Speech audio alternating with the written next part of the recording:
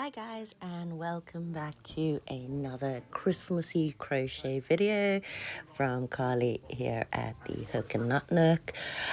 We've been having a great time getting into the Christmas spirit here, but this year is the first year that we will be really doing Christmas dinner here, and we don't have a dining table, so we generally all eat on the sofa on our knees. I did have those trays that had the cushions underneath. I had some Christmassy ones. Unfortunately, if you watched my previous video on the snowflakes, you know that our roof flew off in the conservatory and most of our soft Christmas decorations got absolutely drenched and were not savable. So this year I thought I'd make these cute little knee topper placemat things. I'm making one for everybody, and I'm just going to roll them up next to, and pop them on the side of the sofa. They're so nice and thick and warm, so they double up as both a little warming blanket for over your knees and a placemat to stop the warm plates from burning you, because obviously you keep your plates in the warmer until you serve, because it is so cold that the meal goes cold really quickly. The waffle stitch that we normally use for blankets results in quite a chunky end product anyway, but I'm using a super chunky yarn too to make it extra thick and warm.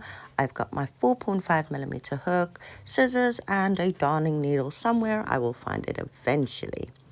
So let's get started. I'm using US terms as I always do, and we're going to start with a slip knot on our hook and then a chain of multiples of 3 for as wide as you want your whatever you're turning this into, a blanket, a table runner, a placemat like I have. I've even made one as a mat for the dogs.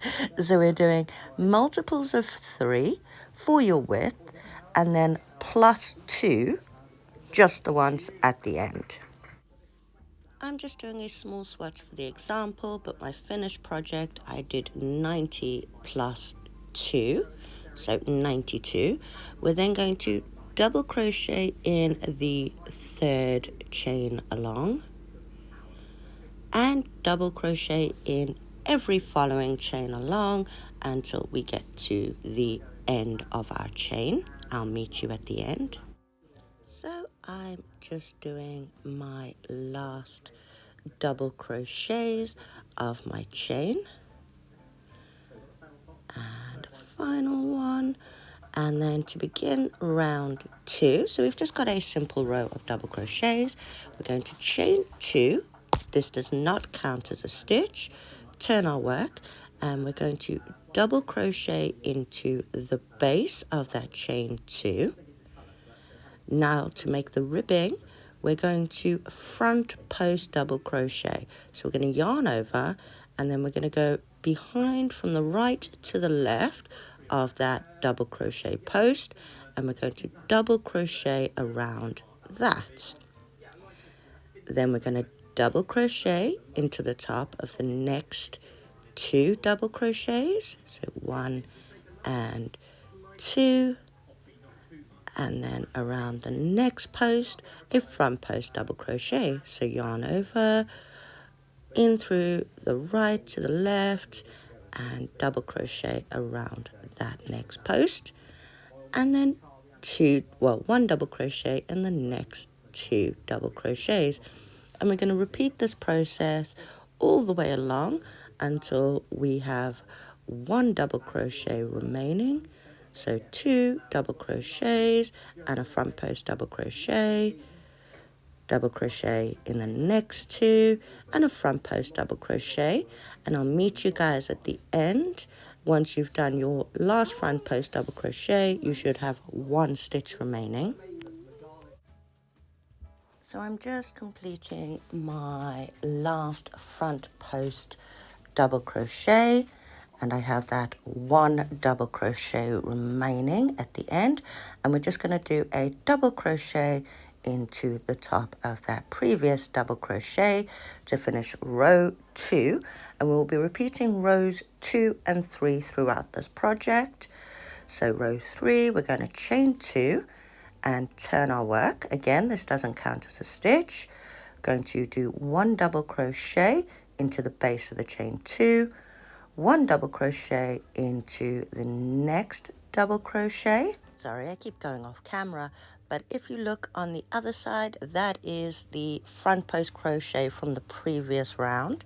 We now have the 2 normal double crochets, and we're going to do a front post double crochets around those 2. So one front post double crochet, one front post double crochet around the next one, and then the next stitch should be a front post double crochet from the previous row, and we're going to do one normal double crochet in the top of that, and again repeat this process.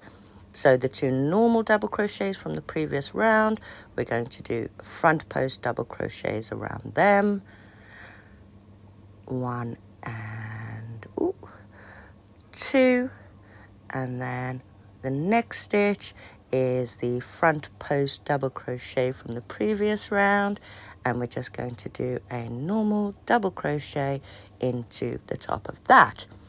And again, we're going to repeat this process all the way to the end, and I will meet you guys there. After you've done your last 2 front post double crochets on this row, you should have 2 remaining. So it'll be 1 front post double crochet from the previous round and the normal double crochet. So as I said, I will meet you guys there and show you how to finish off row 3, and then you're just going to repeat rows 2 and 3 until you have your required length of blanket.